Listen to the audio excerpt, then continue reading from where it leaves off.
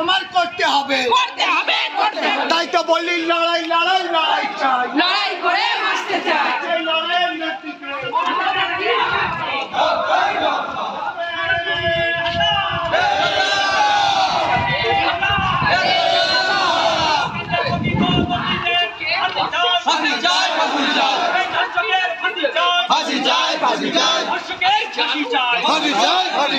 তৃণমূল রাজপথে বিজেপি হুঁশিয়ার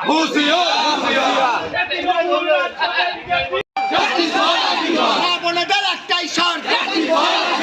বন্দে